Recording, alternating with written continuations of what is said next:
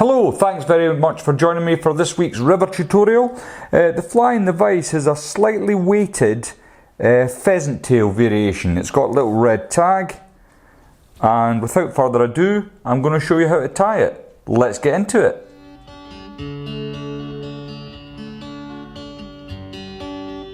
Okay, in the vise is a Hanak H270 barbless hook, and it's a short shank hook and it's a medium wire gauge.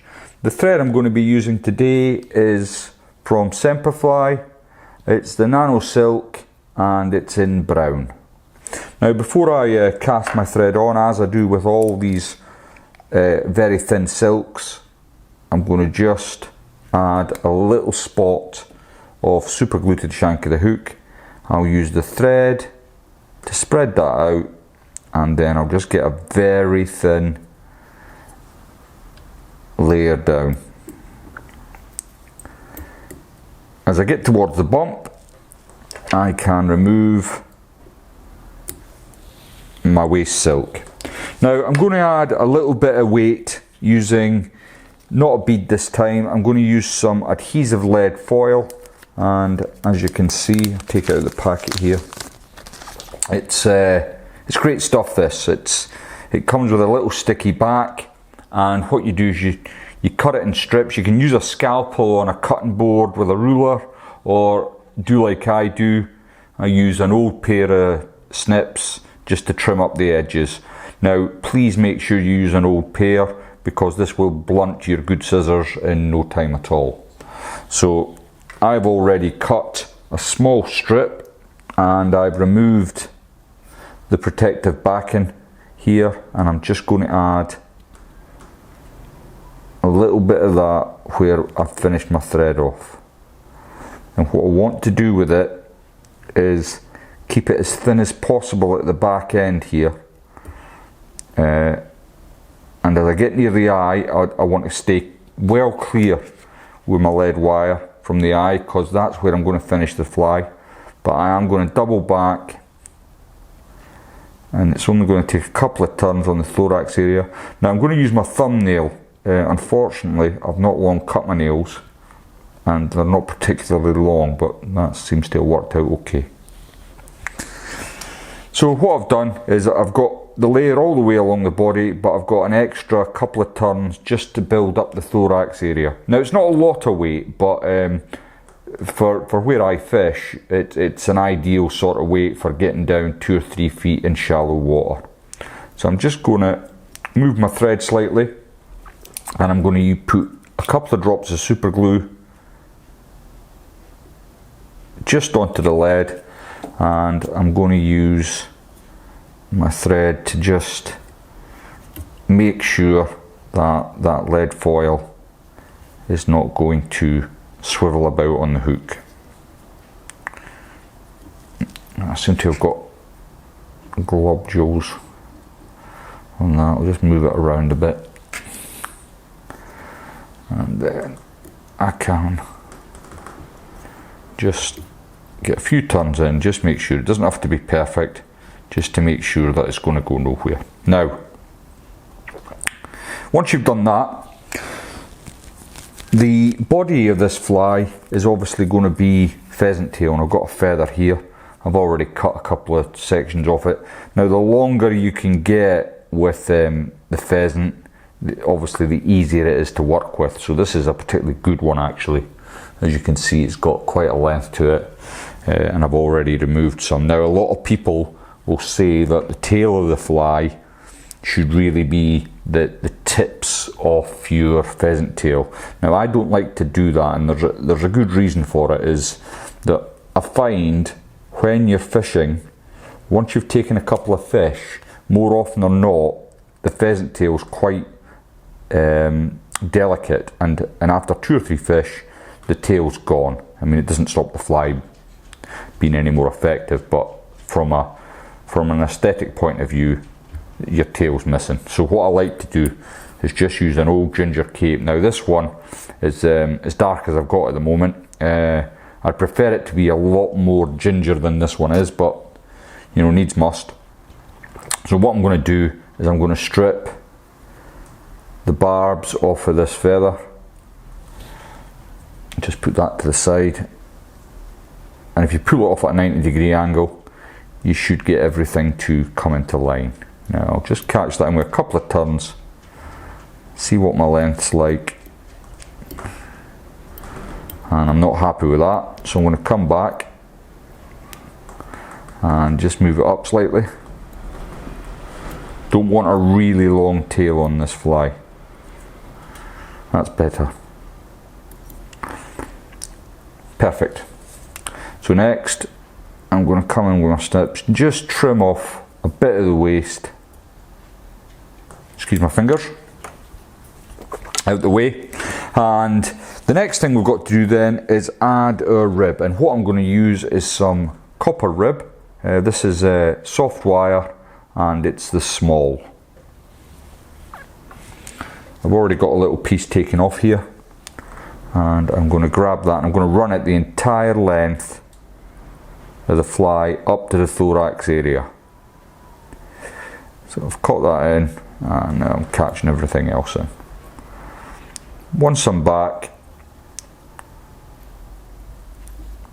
at the point, the base of the fly, I can part my thread. Now I love using these nano silks, especially for the river patterns, because you can get so many turns in and to hold your thread, and it's so thin, just great to work with. Next thing then is some of the pheasant tail fibres that I showed you earlier.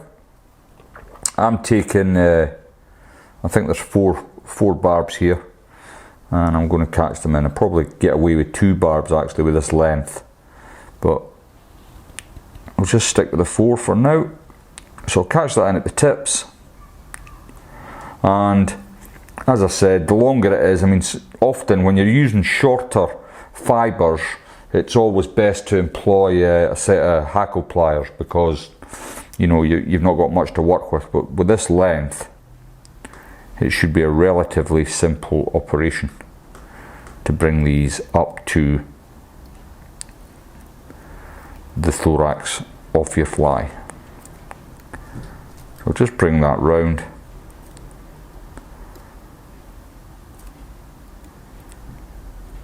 And probably slightly past the thorax, so that I've got room to capture in the ends and just secure it off. Oop, the back end of my ribs got caught there. So once you've got it pinned down, you can bring that in front of the fibres, get rid of the waste, and that's the body on. Okay, so that's looking not too bad, quite pleased. The rib now comes the opposite direction to your body material, and try and keep your turns nice and even, and if you can get 4 turns into it, the body, that's good enough. On a smaller fly, obviously it'd be 3, 2, you know, depending on what size you want to go down with this.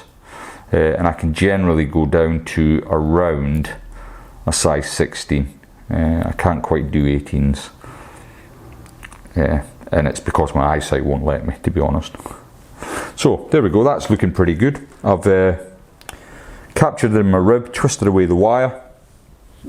Next I want to add my little tag, and I'm going to be using some Glow Bright number 4, nice orange colour, and I'll just take a little slip of that off.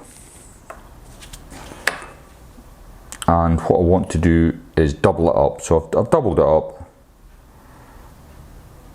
and I'm going to catch it just in the middle of the thorax,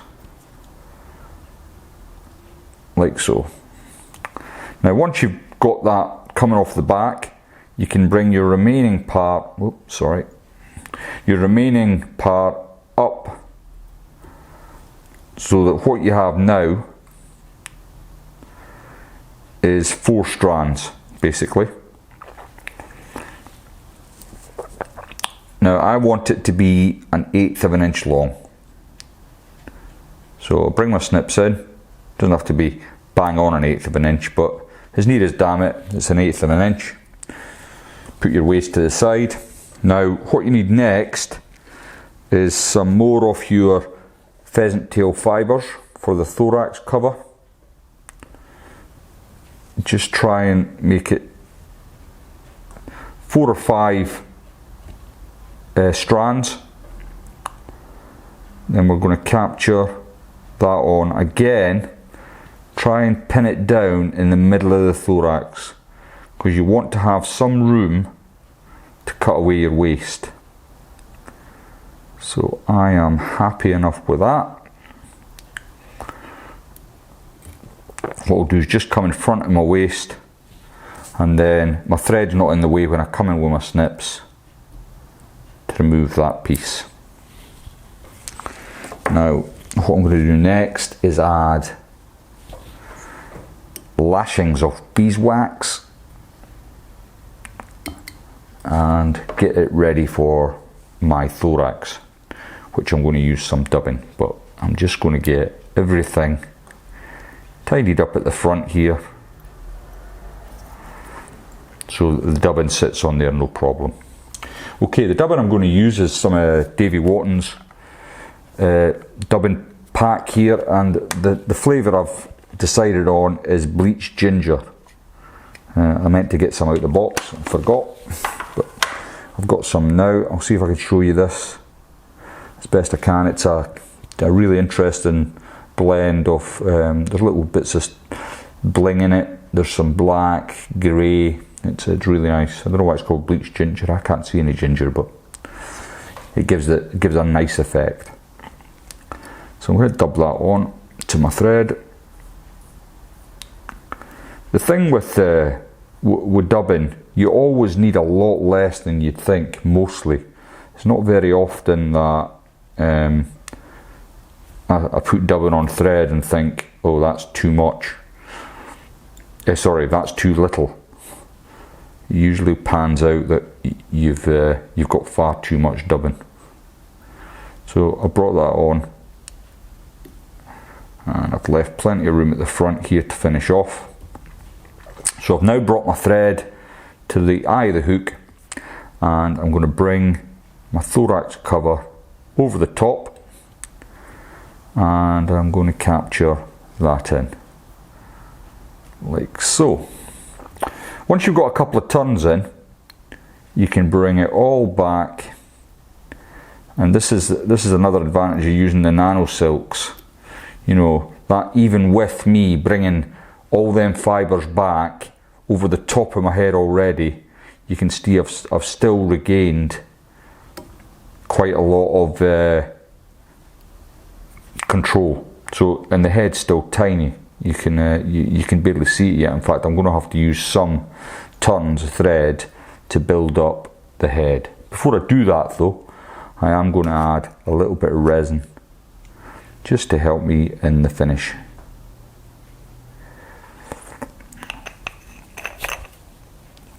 Whoops, I nearly had resin all over my crotch there. Okay, so just get all the little fibres that are trying desperately to creep forward out the way.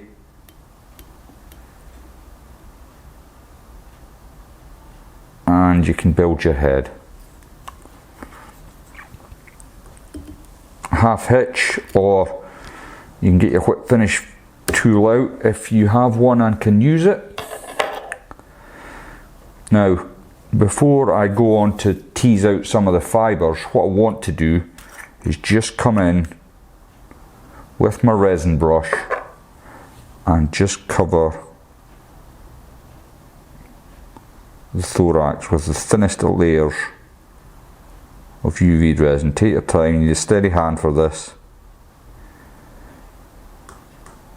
And the idea is to just give it a little bit of protection, really, from you know, the bottom of the river and obviously fish. Just makes it last a little bit longer. Now, it's a very simplistic pattern. It doesn't look like much, but it's absolutely brilliant for brown trout, especially in shallower waters. So now that I've cured that off, I can come in with my dubbing brush, just tease out the fibres ever so slightly, and you've got a nice little nymph. I mean, it's so light that you can actually fish this clink and dink if you're of a mind to, and it works really well.